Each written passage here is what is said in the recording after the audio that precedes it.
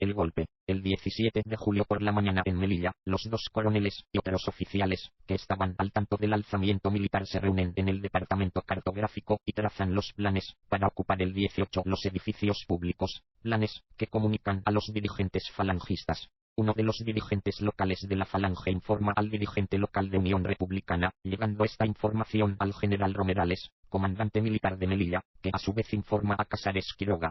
Romerales envía por la tarde una patrulla de soldados y guardias de asalto a registrar el departamento cartográfico. El coronel al mando del mismo retrasa el registro y llama al cuartel de la Legión, desde donde le envían un grupo de legionarios.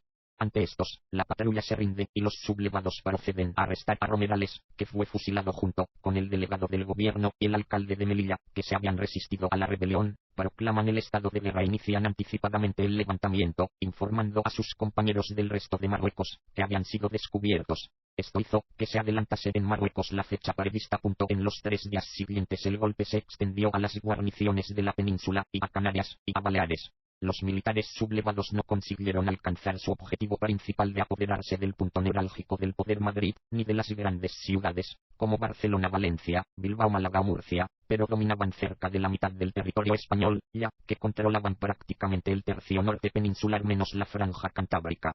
De los lugares donde ha triunfado la sublevación parten las ofensivas de las tropas rebeldes, a hacer lo que la propaganda nacional llamó la reconquista, para tomar las ciudades en manos de la República o a liberar los lugares en manos de los rebeldes asediados por las tropas gubernamentales, como son los casos del sitio de Oviedo y del Alcázar toledano.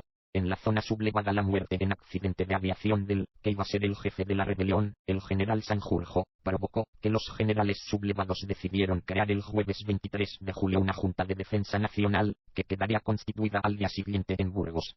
Las fuerzas republicanas, por su parte, consiguen sofocar el alzamiento en más de la mitad de España, incluyendo todas las zonas industrializadas, gracias en parte a la participación de las milicias recién armadas de socialistas, comunistas y anarquistas, así como a la lealtad de la mayor parte de la Guardia de Asalto y griega, en el caso de Barcelona, de la Guardia Civil.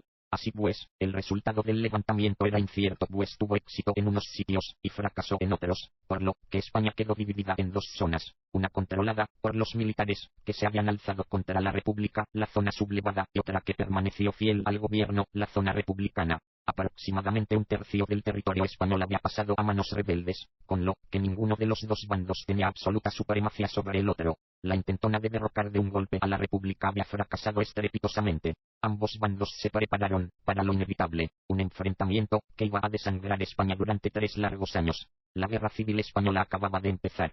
Los dos ejércitos, aunque se trata de un tema muy controvertido, la mayoría de los historiadores calculan que un 70% de los 15.000 jefes y oficiales en activo en 1936 combatieron en el bando sublevado. El bando sublevado no tuvo que construir su ejército, sino que contó desde el primer momento con las unidades militares y las fuerzas de orden público sublevadas durante el golpe, ya organizadas y dirigidas por sus mandos, entre las que destacaba el ejército del Protectorado de Marruecos, el llamado Ejército de África, compuesto por la Legión extranjera y los regulares, tropas indígenas moras mandadas por oficiales españoles, que constituía la fuerza militar más experimentada de todo el ejército español.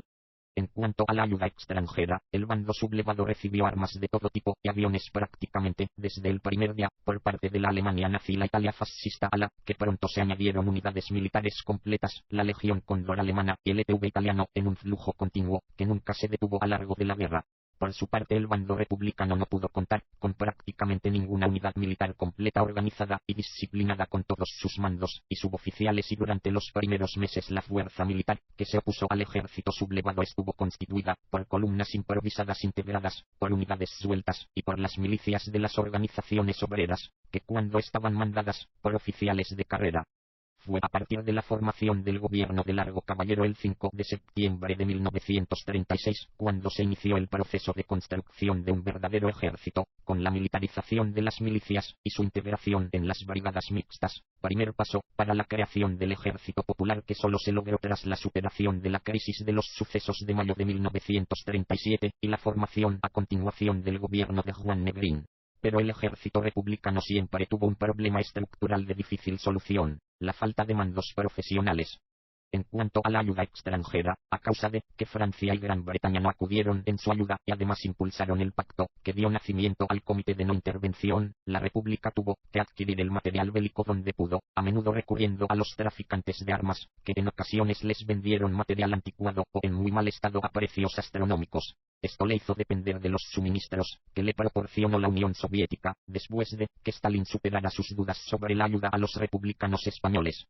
Las operaciones militares se viven varias etapas. A. Batalla por los enlaces, de julio a octubre de 1936. El primer objetivo es lograr enlazar los territorios que dominan, buscar el enlace entre el norte y el sur. Se logró cruzar el estrecho de Gibraltar, con ayuda italiana y alemana. En agosto, conquistan Badajoz, la unión norte-sur queda asegurada. La conquista de Irún en septiembre significa el aislamiento de la zona vasco-asturiana. Faltos de un ejército regular, los republicanos perdieron su primera posibilidad, que hubiera sido mantener disociado al adversario. B. Batallas por Madrid, de noviembre de 1936 a marzo de 1937. Tener Madrid podría significar la victoria. El primer ataque se organiza en noviembre, pero fracasa. Merece la pena recordar el importante papel jugado en su defensa por las brigadas internacionales. Otros dos intentos fracasarán igualmente. En febrero de 1937 un ataque sobre el Jarama y más tarde una tentativa sobre Guadalajara. C. Reducción de los frentes cercados, de marzo de 1937 a octubre de 1937. La ofensiva contra la zona vasco-asturiana comenzó el 31 de marzo de 1937. Bilbao cae en junio. Los republicanos reaccionan con ofensivas de diversión sobre Brunete, julio de 1937, y sobre Belchite, septiembre de 1937. Santander cae en agosto y Asturias en octubre. El gobierno republicano solo tiene la tercera parte del territorio, pero hay en él la mitad de su población. Sus dificultades económicas van a aumentar, aunque la guerra sigue siendo posible. D. Batallas por Aragón, de diciembre de 1937 a noviembre de 1938. En diciembre de 1937, los republicanos toman Teruel. Tras su reconquista, una gran ofensiva franquista, en marzo de 1938, aísla Cataluña del resto de la zona republicana. Las tropas de Franco avanzan rápidamente hacia Valencia. En julio de 1938, el ejército republicano inicia la ofensiva del Ebro para detener el avance franquista.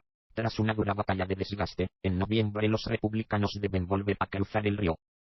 Caída de Cataluña y fin de la guerra, de diciembre de 1938 a marzo de 1939. En enero de 1939 cae Barcelona. En febrero termina la campaña de Cataluña y 400.000 refugiados republicanos pasan a Francia. El gobierno de Negrín solo es apoyado por los comunistas. Una junta dirigida por el coronel Casado en Madrid negocia con Franco. La capital se ocupa el 28 de marzo. Es el fin de la guerra. La contienda ha terminado militarmente, pero durante mucho tiempo continuará en otros terrenos. En España encarcelan a decenas de miles de combatientes, los exiliados sufren condiciones de vida dramáticas y profundas divisiones, que impiden cualquier intento de unidad. Consecuencias del conflicto. El análisis de las consecuencias de la guerra civil debe partir de la consideración primera de las pérdidas de población. A los aproximadamente 300.000 muertos en los campos de batallas hay que sumar los 270.000 españoles presos y los más de 100.000 que sufrían campos de concentración, sin olvidar el exterminio de vidas humanas como medida de terror, de venganza o de aplicación del principio político de exterminar al enemigo. Si a las mismas se suman las 650.000 pérdidas por sobremortalidad, enfermedades, desnutrición, etc., queda de sobra rebasada la cifra mítica de 1 millón de muertos. Habría que añadir finalmente la pérdida de natalidad consiguiente al conflicto.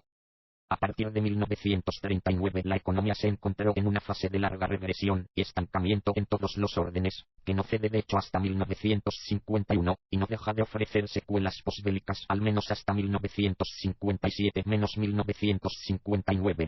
Las consecuencias sociales de estas transformaciones se notan, a partir de las nuevas pautas de ideologización política y religiosa, en la aceptación y apoyo del sistema, desde la Iglesia oficial, en el auge de la oligarquía socioeconómica, de la mayoría de la burguesía alta y de la pequeña burguesía urbana y rural, a las que se suman, más por el cansancio de la guerra que por convicción, cuantos esperan la tranquilidad, el orden y el futuro que les promete y asegura el nuevo Estado. Estas son las referencias en las que hemos encontrado toda la información acerca de esta parte del trabajo.